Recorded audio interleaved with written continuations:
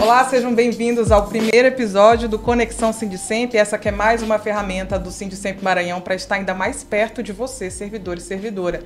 Eu sou a Axa Serafim, jornalista.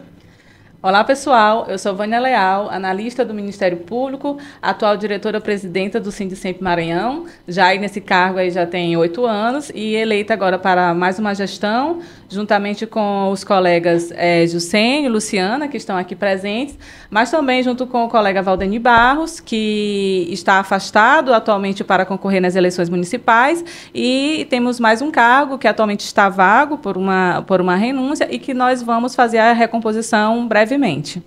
Olá, pessoal, me chamo Juscelio, servidor técnico ministerial administrativo, lotado nas promotorias de Itapé e Crumirim. Hoje estou diretor de administrativo financeiro, tesoureiro do nosso Sindicemp, eleito nessa última chapa.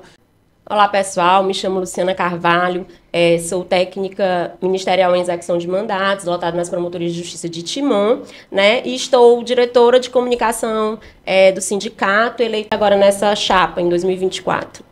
E essa aqui, como eu falei para vocês mais cedo, é a nossa nova ferramenta para estar ainda mais perto dos servidores, trazendo temas que são importantes, que fazem parte do dia a dia de toda a categoria.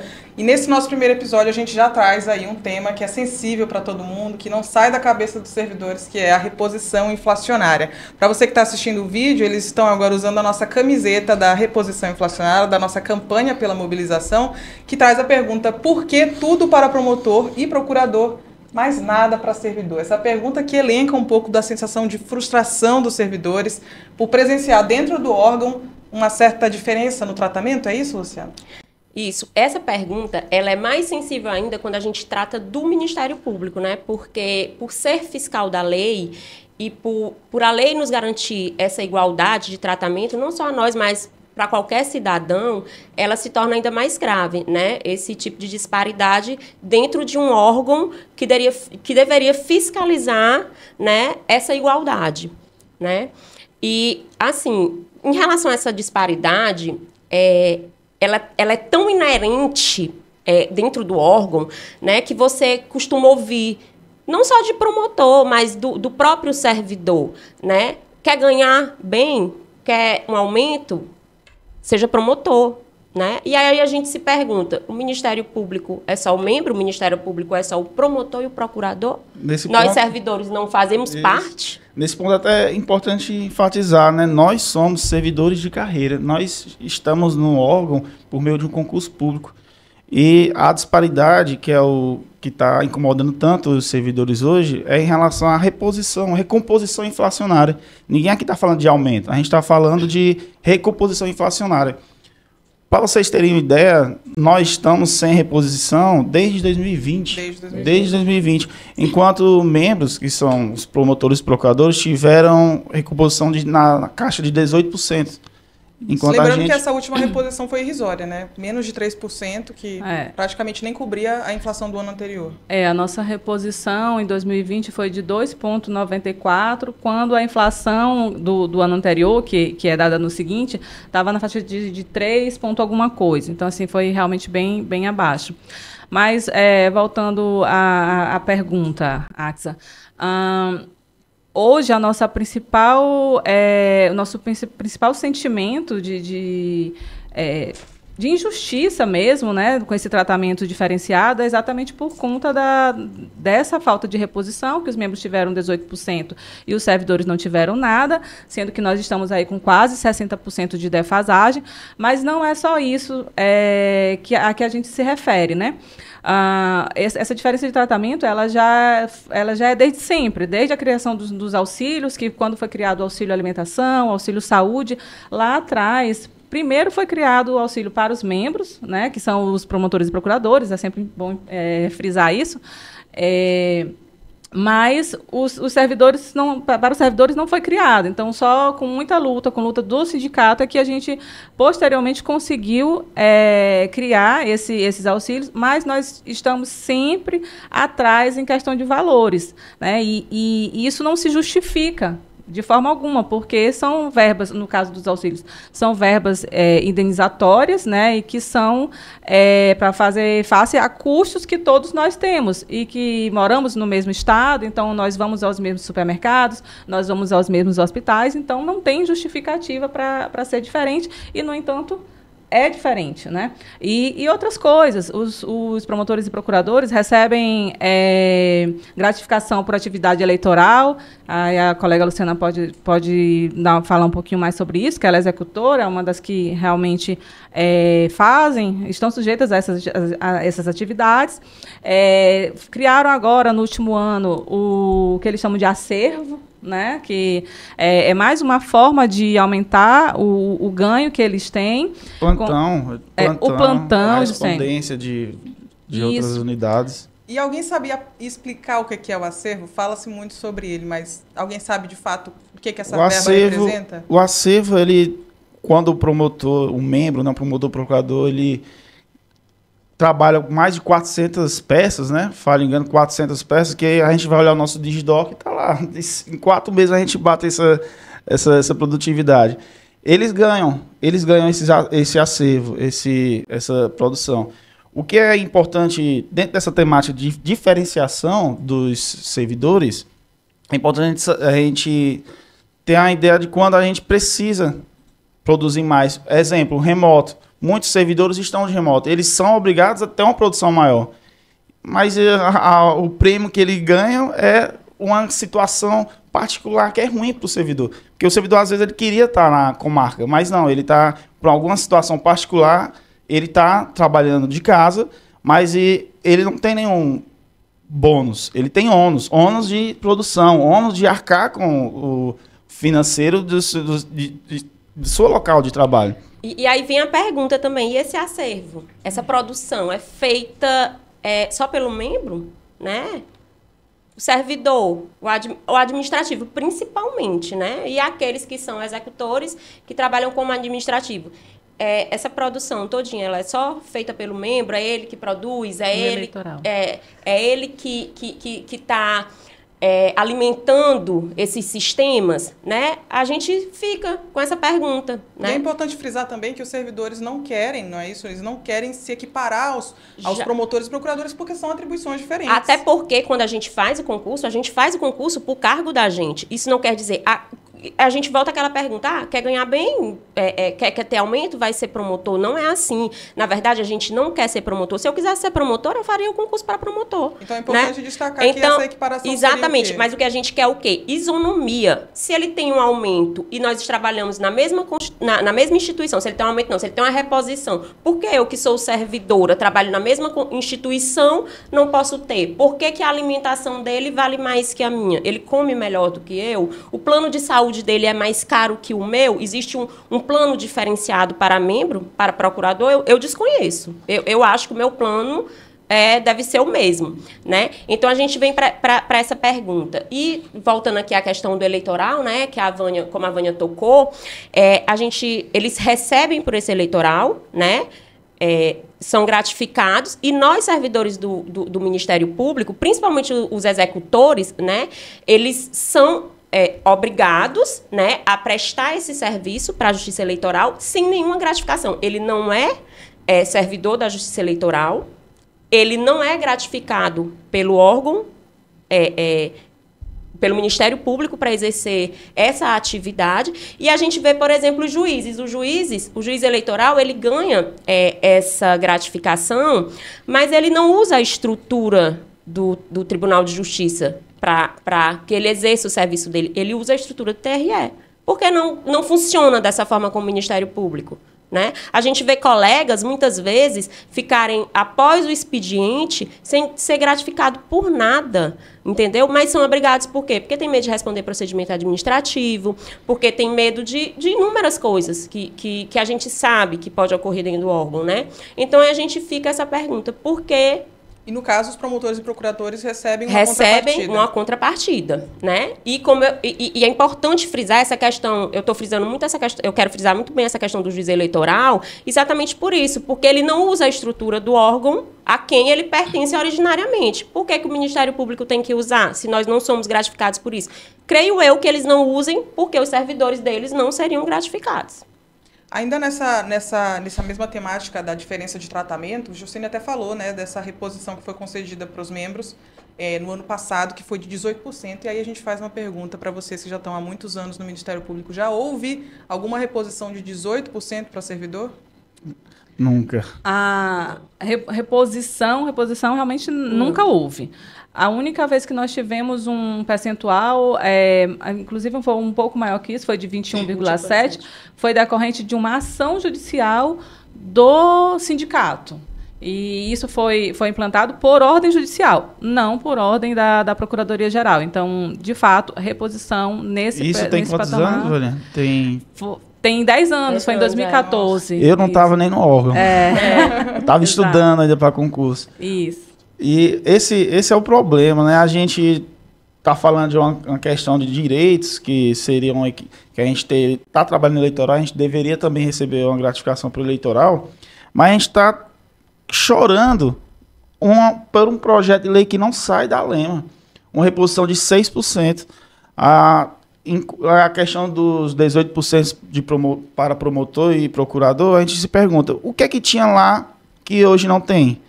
Mas ano passado não tinha limite orçamentário. Frisando que esses 6%, a nossa defasagem vai continuar lá nos 60%, né? Nos quase 60%, porque ainda vai ter a desse ano. Olha só, uma defasagem de 60% por um universo hoje mais favorável para a reposição, porque hoje nós temos limite orçamentário para a reposição.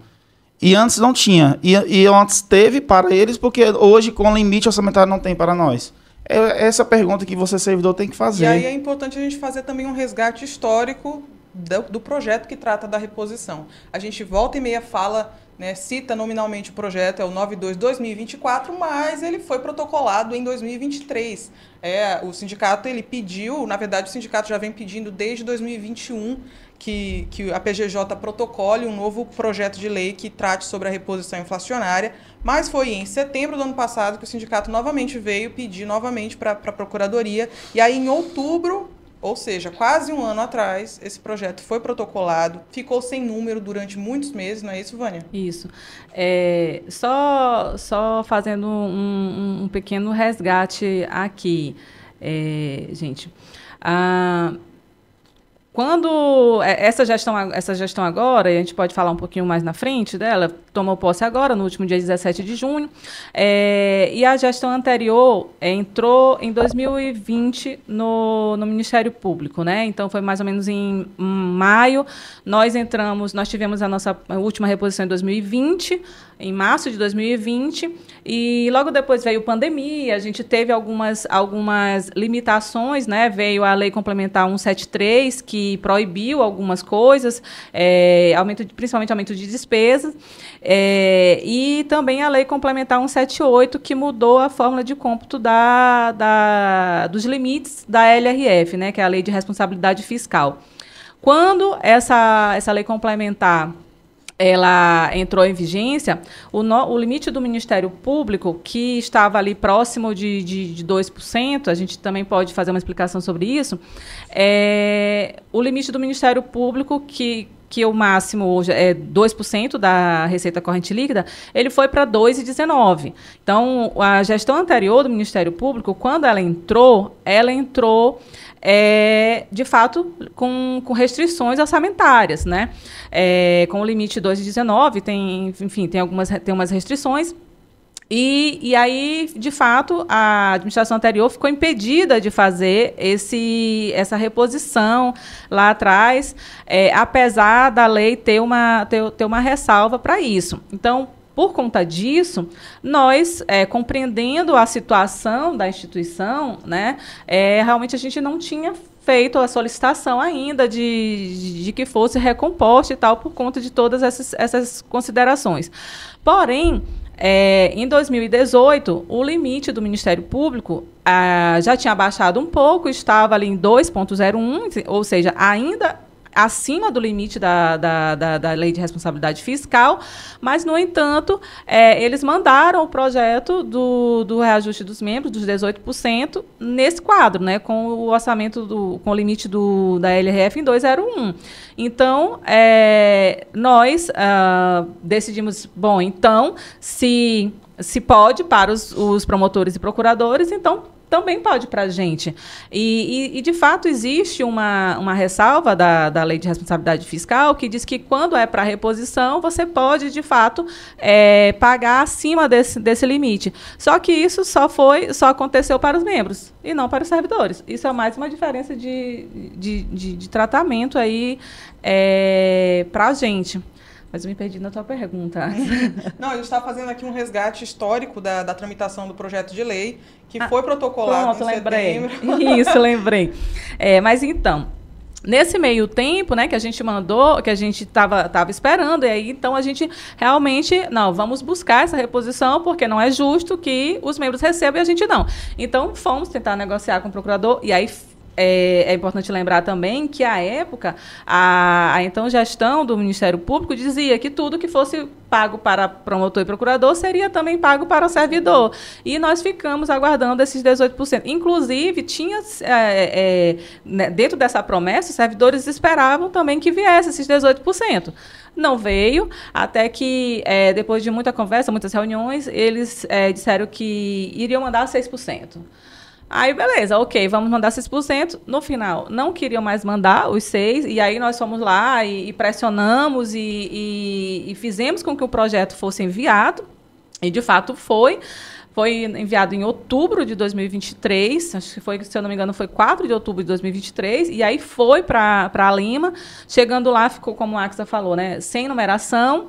Nós íamos atrás de falar com os deputados diziam a mesma coisa, olha, o projeto, como ainda não tem numeração, ele de fato não existe para a gente. Então, vocês precisam resolver esse problema para que, de fato, ele possa tramitar. E aí... Lembrando que isso deveria ser uma responsabilidade a nível de assembleia, mas foi preciso que o sindicato fizesse toda uma articulação constante e insistente. Ou então, no mínimo, o representante do nosso Ministério Público, o procurador, se envolvesse diretamente com esse PL. Quem deu entrada, né, no projeto. Afinal, foi exatamente, foi o próprio Ministério Público que deu entrada. Então, assim, caberia a ele, né, dar andamento. Então, o que é uma falta de vontade? A gente se pergunta, servidor, por que demora tanto? Por que a gente sofre tanto? Será que não existe uma articulação a um nível ainda maior, acima do Ministério Público? Engraçado que depois que a gente conseguiu que fosse numerado, até que ele deu caminhou. Ele caminhou, né? E de repente... É importante fazer esse resgate, né? A gente já está enfrentando agora o segundo recesso parlamentar da Assembleia Legislativa. Enfrentamos um no início do ano, que o projeto estava sem numeração. Quando ele volta do recesso, ele já está com a numeração. E é quando a gente começa as nossas idas insistentes à Assembleia. Quem estava lá lembra que a gente sempre ia lá e recebia notícias diferentes, né? Isso. Você, servidor que acompanhou nossas assembleias, a gente montou uma comissão, né? Estávamos lá diurnamente procurando, cadê nosso PL? Inclusive, teve um dia que a PL foi pautada, Vânia. Como foi esse dia, fatídico dia? Primeiro, assim, teve várias contradições aí nesse caminho, né? Antes do projeto, de fato, receber a numeração, houve esse desencontro de informações, porque um dizia que o procurador havia protocolado de forma errada, que ele tinha entregue direto na presidência da Lima, e deveria ter sido protocolado junto ao protocolo da casa, e aí nós fomos atrás da Procuradoria para pedir para eles fazerem um novo protocolo, aí, de fato, eles foram e fizeram, e continuou da mesma forma o processo lá no gabinete da presidência da Lima, sem tramitação. Somente após a nossa reunião que nós tivemos, a nossa diretoria, né, com a deputada, foi que, de fato, conseguiu numeração e conseguimos tramitar. Aí, depois disso, nós fizemos reuniões com inúmeros deputados, com o Rafael, com o Neto Evangelista, posteriormente com o Zé Inácio, enfim, falamos com o Rodrigo Lago, também falamos. Enfim, e aí conseguimos finalmente a aprovação nas comissões, né? Primeiramente na CCJ, né? De Constituição e Justiça, e aí tivemos a promessa do Neto Evangelista de que iria ter uma agilidade aí no projeto, né? Para ser votado logo. De fato, a primeira comissão foi a CCJ, mas logo em seguida a gente conseguiu a aprovação na comissão de orçamento e aí assim a gente realmente estava animado, achando que de fato o projeto iria ser votado. E aí foram essas outras várias promessas. Não, vai ser votado amanhã, vai ser votado na próxima. Aí disseram, não, precisa ser lido na pauta do dia anterior para ser votado na sessão seguinte.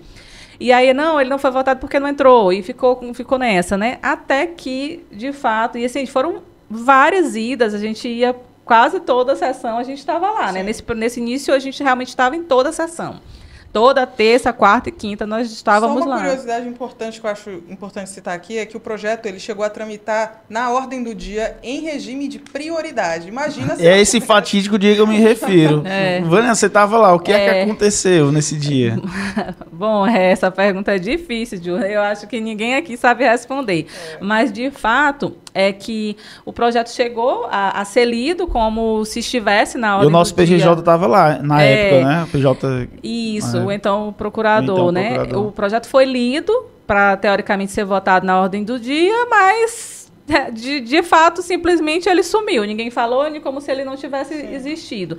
E aí, coincidentemente, como o Juscelino falou, o nosso procurador, né, que é da gestão anterior, estava lá, foi chamado à tribuna, e aí a gente ficou se perguntando, né? Cumprimentar a mesa diretora, apareceu nas imagens da sessão. E nós questionamos isso com ele, tá? Que isso aconteceu, a princípio ele não sei se não se recordava, enfim, disse que não estava, eu disse estava, doutor, nós vimos, estava lá.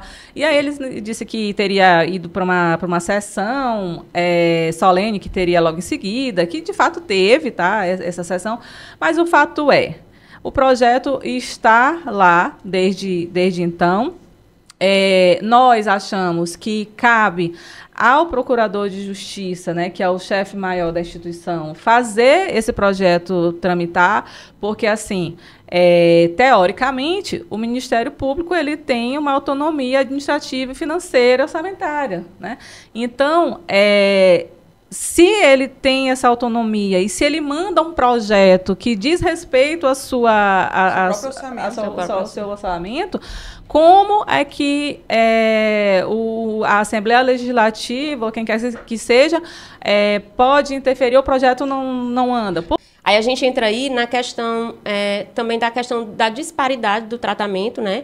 Que a gente se pergunta como foi, Vânia, que tramitou os 18% na Assembleia, né, deles, que foi, assim, uma coisa meteórica, né? Foi algo meteórico, em regime de urgência, e foi muito rápido. Por quê? Porque, a meu ver, ali tinha a vontade da instituição, né, da administração superior, de que aquele projeto fosse aprovado. Por quê? Por ser para promotor e procurador? E por que não há essa vontade quando é para servidor? Por que não esse empenho quando é para servidor? Aí a gente cai de novo naquela questão do tratamento desigual, infelizmente, dentro da instituição. Mas aí a gente traz também uma outra questão. Será que esse tratamento desigual também não é algo observado em outros órgãos do Poder Estadual? Porque quando a reposição foi concedida para os membros, né, para o alto clero do Ministério Público, se a gente pode chamar assim, também foi concedida a reposição para os defensores públicos e para os conselheiros do TCE. Então, será que também não parte de uma articulação a nível de governo, a nível de gestão? É possível. A gente não descarta isso, Waxa. Mas por isso que nós nos fazemos a pergunta. Afinal de contas, quem manda no Ministério Público? Porque, assim, se de fato há essa interferência aí do governo, é um absurdo. É um absurdo que exista e a gente se pergunta, a gente está vivendo num coronelismo? Voltamos na história? Então, assim, eu acho que o Ministério Público, se isso acontece, seria o caso do Ministério Público estar acovardado perante ao governo do Estado. E isso é um completo absurdo, já que o Ministério Público é o fiscal da lei, é quem deveria fiscalizar. E tem o orçamento próprio, né? Como você bem colocou, né? Além dele ser o fiscal da lei, o orçamento é dele. Como é que o projeto, que o orçamento é dele, que ele é o fiscal da lei, que a nossa reposição é de lei, não anda, tá parada desse jeito, tá em tudo isso, né? Então a gente se pergunta todo dia o que está acontecendo. Parte de um momento, né, político muito específico que o Maranhão vive hoje. A gente tem uma Assembleia Legislativa onde não existe uma oposição forte dentro da casa. Exatamente. Então, a gente se pergunta por que um projeto de lei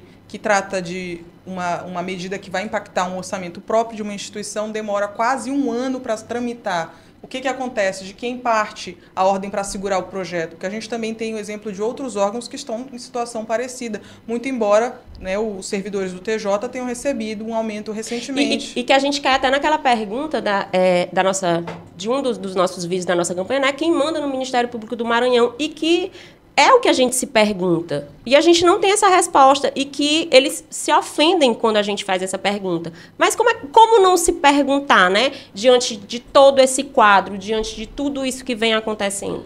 Né? E é importante também a gente lembrar que o nosso atual PGJ, ele andou em algumas comarcas, né? Com visitas institucionais. E mesmo a gente passando essa novela que é a nossa PL, a gente acreditou que essa PL ia ser votada em julho. Foi prometido para vários servidores do nosso quadro que ia ser votado em julho.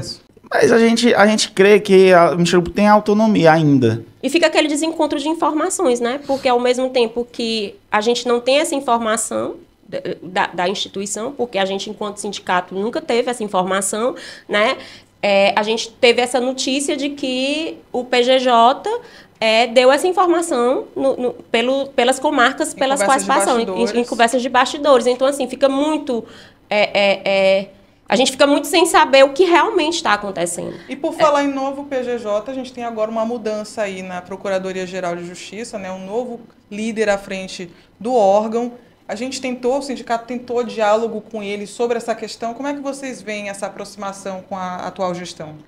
Então, a gente reuniu com o novo PGJ, então ainda quando ele tinha apenas sido eleito, ele ainda não tinha tomado posse, e nessa reunião, foi uma reunião muito, muito, muito boa, em que ele realmente disse que esperava que tivesse uma gestão de diálogo, né, que a gente pudesse, que ele não faria somente para promotores e procuradores, que ele atenderia as demandas dos servidores, enfim... E assim a gente estava esperando que fosse. Ele repetiu isso na posse, mas aí de lá para cá a gente ainda não viu de fato uma efetividade desse diálogo, né? Porque assim ele tinha dito que seria uma prioridade a nossa reposição. Bom, ele tomou posse em 17 de junho, né? Então já teve tempo mais do que suficiente aí para essa reposição ser concedida, né? Não houve essa promessa, como os colegas falaram, de que seria concedido até julho. Nós esperamos que fosse concedido até o último dia antes do recesso da ALEMA, não foi, e esperamos aí que agora em agosto, pelo menos seja aprovado. Mas é importante citar que diversos dos nossos pedidos que a gente fez recentemente foram indeferidos. Então, a gente o convidou para participar da nossa assembleia, que nós trataríamos desse assunto. Ele não foi, disse que tinha compromisso anterior. Posteriormente, essa assembleia decidiu que nós iríamos pedir uma audiência pública. Nós fizemos o pedido, ele também não foi, disse que tinha outros compromissos, também não indicou outra data. E, por fim, um dos principais pedidos nossos, que foi com relação ao PCCS, e nós havíamos conversado com ele, dizendo que nós sabíamos que que o nosso projeto, né, a nossa proposta de PCCS não seria acatada em todo, e que a gente tinha consciência disso, mas que era importante, o que a gente queria era que fosse criada uma comissão paritária para a gente discutir esse assunto, né? Nessa reunião ele havia prometido pedido que iria compor essa comissão. No entanto, quando nós protocolamos o pedido, foi indeferido. Então, assim, o que nós esperamos agora, que, de fato, a nossa reposição passe e que, de fato, haja esse diálogo. Porque na verdade, assim, pelo menos assim, a minha visão pessoal, né, do que está acontecendo é que há esse diálogo. Eu acho que em momento nenhum ele se negou a ter esse diálogo, pelo menos não com o Sindicemp, né, mas que na conversa, no diálogo, se coloca uma coisa e efetivamente se faz outra, né? Então, assim, há um pouco dessa contradição. É como se as portas estivessem abertas, mas na hora do processo, na hora do vamos ver. Na hora do vamos ver, para né? inglês ver. Não tá. Mas importante falar, dentro da fala de vocês, a questão do nosso PCCS, né? O plano de cargos e carreiras do servidor se tornou vital tendo em vista a nossa defasagem de 60%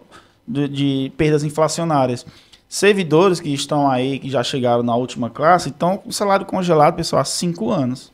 O que são 5 anos de perdas inflacionárias? O que aumentou de 5 anos para cá é muita coisa. E nosso PCCS, que envolve quem? O servidor. Envolve diretamente o servidor. Nossa carta magna diz que todo trabalhador tem que participar do debate para aquilo que é da sua carreira. E a gente tentou, né, entrar como integrante, participar junto à administração superior para debater esse PCCS. Enviamos nossa proposta. A gente sabe que a nossa proposta vai ser debatida, muita coisa vai ser indeferida, mas nossa presença lá vai representar o servidor, vai representar vocês. Como é que você vai debater uma coisa que vai influenciar diretamente no servidor, na remuneração do servidor, e você não vai ouvir o órgão de classe? O servidor saia da sala que nós vamos falar de sua vida agora. Não dá. Não dá. Como é que o órgão que te representa não faz parte do processo daquilo que vai mudar a tua remuneração, daquilo que vai mudar as tuas atribuições, daquilo que vai mudar a tua vida funcional dentro do órgão, né? Como é que é o órgão, porque eu, servidora, eu não vou participar daquilo ali. Quem tem que participar é o Sindicemp, que é aquele órgão que me representa. Eu me filiei para que o Sindicemp me representasse. Então, assim, como é que eu vou discutir aquilo que atinge a categoria sem que a categoria esteja lá? Importante frisar que a gente já fez 3 pedidos para participar e todos 3 foram indeferidos, né? Um deles a gente questionou, inclusive, a forma como estavam sendo conduzidos os trabalhos, né? Que a gente recebeu denúncia de que estava tendo um assédio moral junto aos servidores e, de fato, eles acabaram trocando o gestor lá, o representante da empresa, né? Contratada para fazer esse estudo. Porque eu vou te ouvir. Mas aí na hora que a gente ia falar... Mas já estava cheio de ideias preconcebidas. Não, você não pode falar. Serviço, né? Foi mais ou menos isso. Eu digo porque, como todo mundo sabe, eu participei de um desses processos, né? E aí, a gente, até por conta disso, nós fizemos esse pedido da comissão paritária, né? Para a gente discutir, para a gente, de fato, ter voz lá dentro. E foi indeferido. Né? Então, assim, com relação a isso, a gente já está estudando as medidas que nós vamos tomar. Não tiramos aí do nosso horizonte uma representação junto ao Conselho Nacional, do Ministério Público, nem uma judicialização. O fato é que nós não vamos deixar isso acontecer sem a nossa participação. Nos foi prometido que iriam nos repassar as entregas da empresa contratada, mas até agora não houve essa entrega, tá? Nós não temos conhecimento algum do que foi feito até o momento. Inclusive, a gente tem uma pergunta de uma servidora que perguntou para o sindicato, para a gente responder aqui nesse primeiro episódio, o que o sindicato pode propor para a direção superior para melhorar a situação dos auxiliares que desde 2004 estão estagnados sem progressão. Bom, com relação a essa pergunta da colega, eu quero dizer que já existe essa previsão na nossa proposta de PCCS, em que, inclusive, nós encaminhamos para a administração superior. Nela, a previsão de equiparação salarial dos auxiliares com os técnicos, de nível médio. Então, a gente conseguindo, resolvendo essa demanda, incluindo essa demanda, né, no novo PCCS, isso vai ser realmente uma melhoria fantástica para os nossos colegas. A gente sabe que tem esse problema e sabe também que é um número muito pequeno, então o impacto para a instituição é muito pequeno. Então, é uma coisa que a gente acredita que é possível de se fazer. Então a gente está num momento de transição de gestão, né? Tem mais ou menos de 3 meses que o novo procurador tomou posse. E aí a expectativa é que, apesar desses primeiros meses não terem sido marcados por um diálogo mais estreito com a categoria, o que a diretoria espera para esses próximos meses, próximos 2 anos? Olha, eu espero que essa postura aí dessas negativas seja revista, né, principalmente, porque e que a nossa reposição principalmente seja concedida, porque a categoria está no limite. Tá? Tanto que a gente fez aquele ato lá na frente da Procuradoria, né? E existe essa previsão de novos atos, existe previsão, inclusive, de greve, né? De uma campanha de mídia muito forte que nós já estamos implementando, já estamos trabalhando. E de fato, assim, a gente... Quem acompanha um pouco aí da nossa trajetória, a gente sabe que a gente nunca gostou desse embate. A gente não acredita que seja o melhor caminho. Nós realmente precisamos fazer isso porque nós não tínhamos mais para onde correr. Tá? Então, a gente realmente espera que haja esse diálogo com a categoria, que a gente participe das decisões que envolvam a categoria, porque, do contrário, assim, a gente não vai ter para onde correr, senão lutar de todas as formas para que os nossos direitos não sejam suprimidos.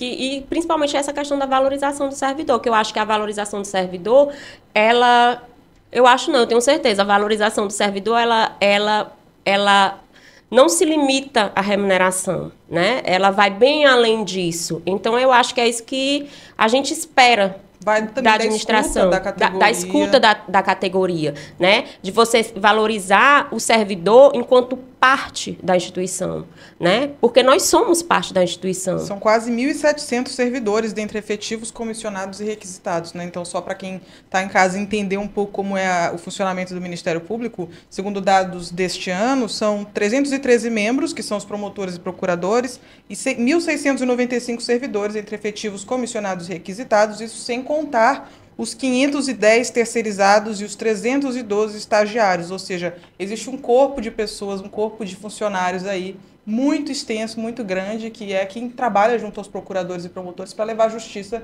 para todos os maranhenses e merecem, claro, toda a valorização.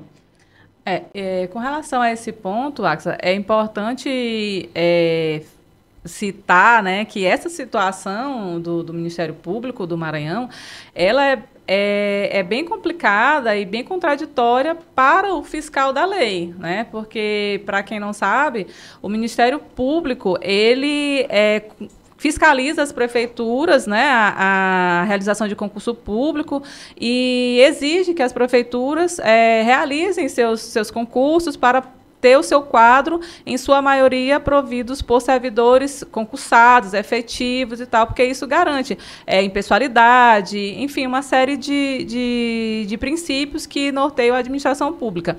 E no caso do Ministério Público do Maranhão, com esses números, a gente chega à conta de que menos de 30% do quadro de apoio, né, pessoal do Ministério Público é formado por efetivos. Isso é um verdadeiro absurdo.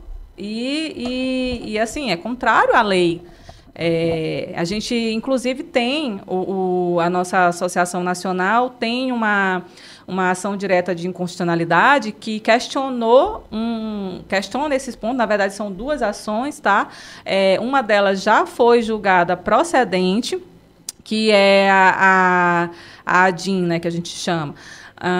que tratava do percentual de reserva de cargos comissionados para servidores efetivos.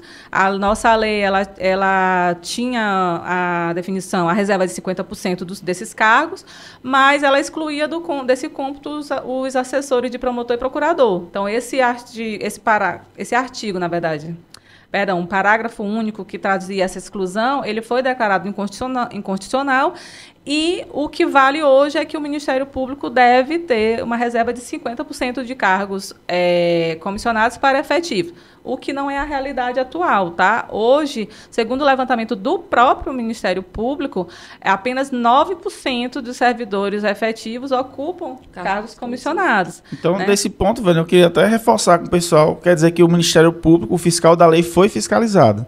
Ele tem uma lei que reserva 50% dos cargos comissionados para servidores efetivos, só que ele, dentro dessa lei, fez uma exclusão, que a entidade nacional viu, opa, tem uma coisa errada aí.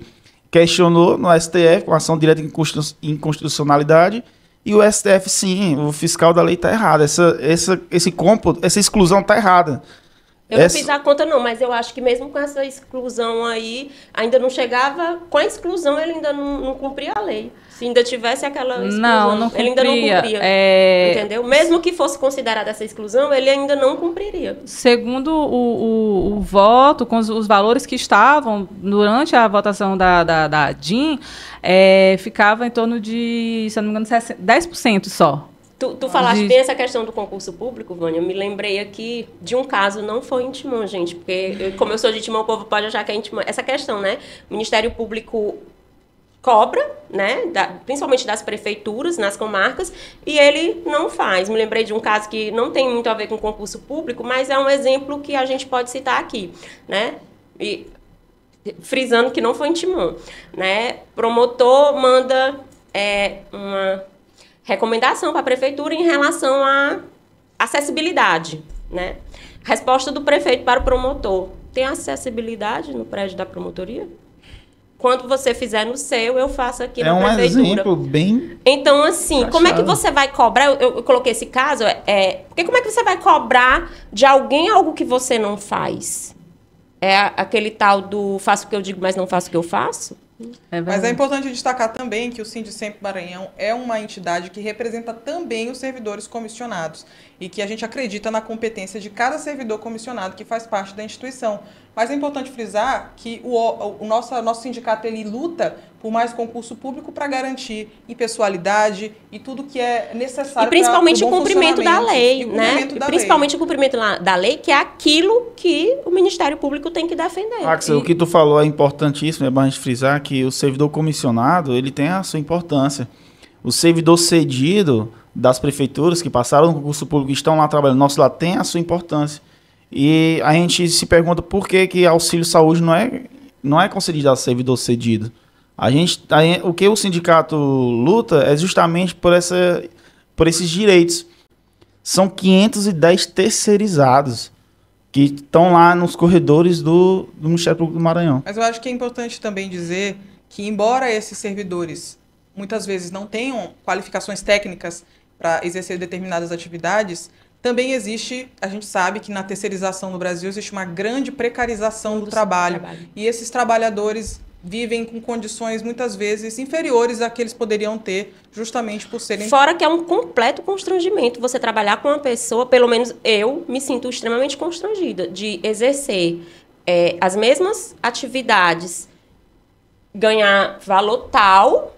e uma pessoa ganhar muito menos exercendo a mesma coisa. A gente teve recente um atraso no pagamento. Enquanto ser humano, eu acho que isso fere o princípio da dignidade da pessoa humana.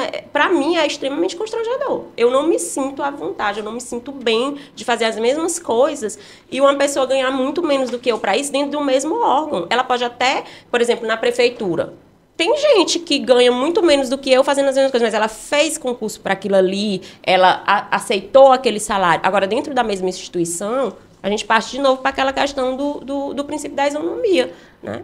Na verdade, o Ministério Público, ele parece que institucionalizou a precarização do trabalho dentro da instituição, né? A gente, inclusive, saiu uma nota do Sindicemp questionando esse atraso salarial, assim, que é um absurdo o trabalhador chegar no final do mês e não receber o seu salário. Lembra que a gente está falando do terceirizado, né? Do terceirizado. Mas eu queria voltar um pouco à questão dos nossos outros colegas, dos comissionados e tal. Eu sempre fui muito clara com relação a isso, tá? Nós não somos contra os comissionados, não tem nada a ver isso. Mas o que nós queremos, na verdade, é que nós temos problema com o quantitativo, tá? Porque o quantitativo é um descumprimento da lei pelo fiscal da lei. Então, é isso que nós questionamos. Nós queremos que seja realizado o concurso público para que essas pessoas que são comissionadas entrem e entrem como efetivo, tenham a possibilidade de entrar como efetivo e passem a ter todos os direitos que nós temos, tá? Isso é muito importante que a gente deixe claro. Então, o nosso problema, de fato, é realmente com o quantitativo. Tá? E se hoje os servidores que estão aqui nesse podcast podem lutar pelos direitos de toda a categoria, pedir reposição, isso passa muito por essa estabilidade que só o concurso público pode oferecer. Eu queria só resgatar bem que uma fala do Gilcênio, quando ele falou essa questão de que os cedidos não recebem auxílio saúde. Eu acho assim que, para mim, pior é um absurdo, porque eu acho que se você está dentro da mesma instituição, você tem que ter as mesmas garantias, né? Mas, para mim, pior do que ele ainda não está recebendo auxílio saúde é o auxílio alimentação ser pago para uns e para outros não, né? Se a gente puxar, tem praticamente no mesmo dia os pareceres, despachos, negando para um com fundamentação e concedendo para outro com uma fundamentação totalmente diferente. Então, mais uma vez, a gente se pergunta, né? O que é que está valendo? Para mim, assim, isso chega a ser pior do que ainda não ser concedido o auxílio saúde. Essa disparidade também nesse tipo de tratamento. Quer dizer, uns podem ter o auxílio alimentação, uns merecem aquela indenização e outros não. Por quê? Sobre essas verbas indenizatórias, Luciana, que é auxílio saúde e alimentação, a gente tem observado que na história recente do Ministério Público que são artifícios para regular a questão da defasagem salarial que a gente está tendo. Só que a gente precisa enfatizar a reposição, que não acontece. Uma defasagem de 60%, que a gente luta por um reajuste de 6%, enquanto os membros, promotores e procuradores estão com reajuste em vigência de 18%. E aí, vale lembrar que essa reposição dos servidores, ela é prevista tanto constitucionalmente, né, a nossa Constituição prevê uma reposição geral anual, sempre na mesma data, com um valor não inferior à inflação, mas ela também é prevista na nossa lei estadual, no PCCS dos servidores, né, o artigo 40A, ele diz que na falta de envio pelo Poder Executivo de projeto de lei prevendo essa reposição, que o Ministério Público deve enviar em patamar não inferior à inflação, certo? E até hoje, né, a gente passou esse tempo todo, não foi, o projeto não foi, e quando foi com apenas esses 6%. No entanto, no caso dos membros, né, como a gente falou lá no início, o deles foi enviado 18% e aprovado de forma meteórica, né? E por que foi isso, né? A Constituição, quando ela trata dessa questão de subsídio dos membros, ela diz que ela estabelece um teto, né, de 90,25% dos salários dos ministros, né? Existe uma tabela decrescente, né, desses salários, e aí tem lá que, no caso dos membros do Ministério Público, no caso o Procurador-Geral, né, ele recebe 90,25% do salário dos ministros.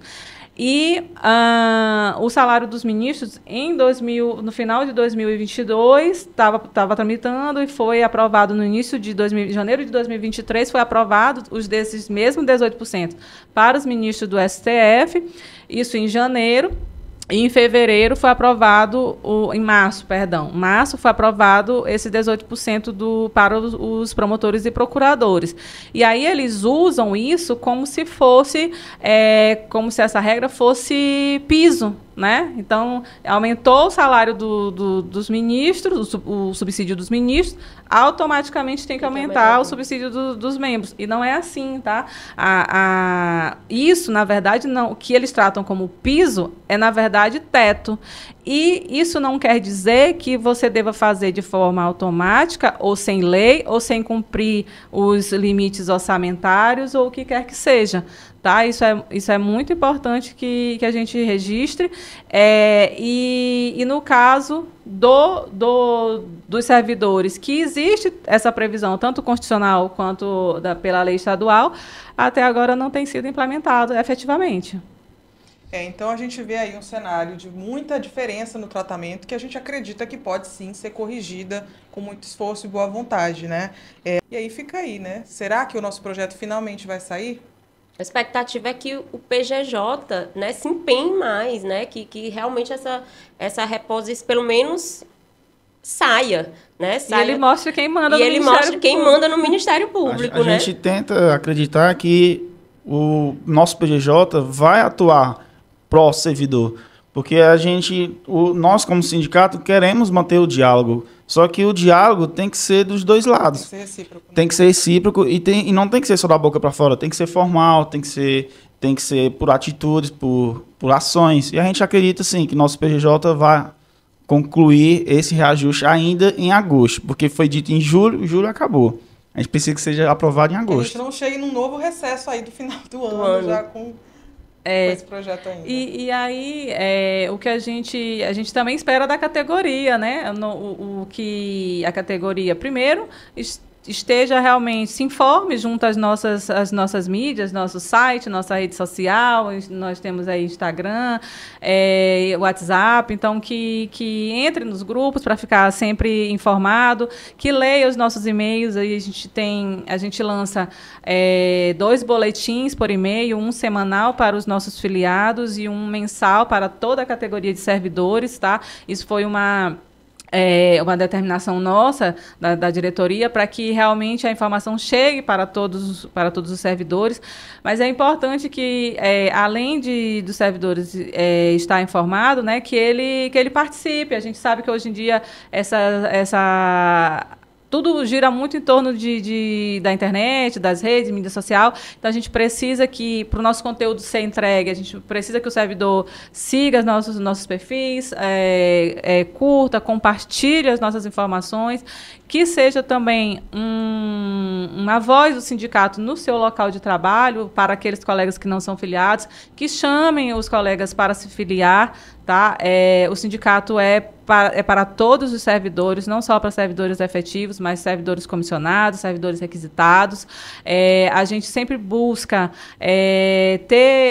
criar outras formas que sejam atrativas para os servidores, né? Nós temos assessoria jurídica que pode auxiliar o servidor em eventuais PADs, sindicância e outras demandas. Nós temos também convênios com plano de saúde. Temos o nosso Gympass, que é a nossa plataforma de bem-estar, que a gente adquiriu, aí passou a assinar para que o servidor tenha direito a adquirir seu plano e poder frequentar academias, etc., cuidar da sua saúde. Em qualquer lugar, pessoal. Seja eu que sou a diretora está ativa nisso. Sim, eu que sou do interior, a Luciana de Timon, a gente viaja. Timon não é interior, não. Timon é grande. Então, Timon é quase Terezinha. Quantas academias tem ali? Dezenas, né? E todas vinculadas ao Gympass. Inclusive aquele pacote que o sindicato contratou, o último agora, de descontos em diversas... Clube de vantagem. Olha, o Hotel.com tá com descontaço aí para quem assinou o clube. Tu já usou, né? Já sei. E é bom lembrar também, Vânia, assim, só fazendo um adendo aí na tua fala, que o servidor tem que lembrar que nós, servidores, é que somos o sindicato, né? O sindicato não sou eu, não é a Vânia, não é o Gilcênio, não é Valdeni. sindicato somos nós servidores, né? Nós fazemos a categoria, nós fazemos o sindicato. Então, essa luta, ela é nossa, né? Não vai adiantar eu, Vânia, Gilcênio, que agora é quem estamos aqui à frente do Sindicemp, né? Valdini está afastado, fazer nada se a gente não tiver o apoio de vocês, se a gente não tiver o apoio de toda a categoria, né? E esse apoio, eu falo, é o apoio físico mesmo, é estar na luta, é participar das assembleias, é ir para as mobilizações, né? É estar lá com a gente, né? Então, porque a união faz a força. Isso aí. Já começa esse apoio comentando nesse podcast, contando as suas impressões, o que você acha, como é que você experimenta essa diferença de tratamento no Ministério Público, quais são as suas expectativas também para a reposição? É isso, só frisando, né? A gente tem o novo Clube Sindicemp, a gente tem um clube da FENAMP, que a gente também pode ter acesso, mas a gente, na última Assembleia, a gente aprovou, então hoje a gente tem um Clube Sindicemp, o nosso clube do sindicato, tem muitas vantagens aí, como o Gilcênio falou. Tem um aplicativo próprio. Nós temos o aplicativo. Play Store, então, iOS aí. Então, você para utilizar, você baixa o aplicativo, entra com o seu login, CPF, né? É só acessar clube.sindicemp-ma.org.br e fazer seu cadastro, muito fácil. Muito fácil. Eu já fiz, porque eu já fiz de vez em quando, eu olho, né, se tem alguma promoção lá.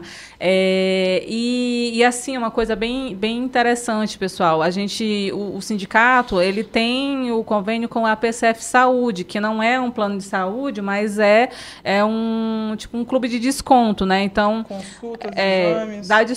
Dá direito a desconto em consultas, exames, etc. E aí, esse desconto varia, né, por clínica e tal, mas é uma proposta interessante que ajuda muito. Eu já tive consultas, por exemplo, que custava particular R$250 e que ficou por R$150. Então, é uma coisa legal. E que o sindicato, ele paga para o servidor filiado. Então, se você quiser ter acesso, basta você entrar em contato com a gente. O servidor filiado, ele só paga a taxa da carteirinha e pronto, né? E pode colocar dependentes e tal. Aí, nesse caso, o servidor, ele paga os valores do seu dependente, tá? Então, assim, a gente está sempre buscando novos convênios, novas coisas que agreguem para o servidor, tá? E aí, voltando já para finalizar um pouco, né, a questão da participação dos servidores. Isso é muito importante que vocês participem. Como a Luciana falou, o sindicato não é a diretoria, não adianta que só a diretoria venha fazer uma mobilização aqui. Eu não sei se vocês... Quem não viu os vídeos do nosso ato do dia 20, veja, foi muito importante. Se não tivesse aquele número de servidores ali, a gente não teria sido um ato tão bonito como foi. Já pensou só nós três lá na porta? Então, assim, a gente espera que todos participem. As decisões, hoje em dia, nossas assembleias já são, em sua maioria, virtuais, né? Então, você pode participar de onde você estiver, dar a sua opinião, porque as nossas ações, elas são tomadas com decisões coletivas. Aqui, a gente nunca quis impor a decisão da diretoria, não tem sido assim. O que a categoria decidir é o que a gente faz. Então, é importante que vocês participem e decidam, de fato, os rumos do nosso sindicato. E chama o colega para sindicalizar também. É importante. Se você que está assistindo a gente não é servidor sindicalizado ainda, tá dando bobeira, né? Então é só acessar o nosso site www.sindicemp-ma.org.br, baixar a sua ficha de sindicalização e enviar para a gente, e você já está automaticamente sindicalizado. Também acesse o nosso site para conferir todos os benefícios que a Vânia acabou de citar. Tem Gympass, tem assessoria jurídica, hospedagem gratuita, plano de saúde, desconto em consultas e exames, e o nosso mais recente clube de vantagens com desconto em estética, serviços automotivos, são muitos descontos para você. Então é só acessar o nosso site, clicar na aba benefícios. A gente agradece a sua participação, você que está assistindo a gente agora, comente, diga o que você achou desse nosso primeiro episódio do Conexão Sindicemp. A gente vai voltar muito em breve com mais notícias, mais assuntos que são do seu interesse. E aí foi um prazer estar com vocês, diretores. Foi bom conversar com vocês. Gostaram Obrigado, desse pessoal. primeiro episódio? Prazer Ótimo. foi nosso, né? Estou me sentindo uma verdadeira artista. Celebridade. Celebridade. Tá muito chique com esse estúdio, gente. Fala sério, que estúdio bonito, né? Então a gente conta com você nos nossos próximos episódios. Compartilhe esse episódio com os outros servidores e vamos juntos fazer a luta acontecer, né? Tchau, tchau. Até mais.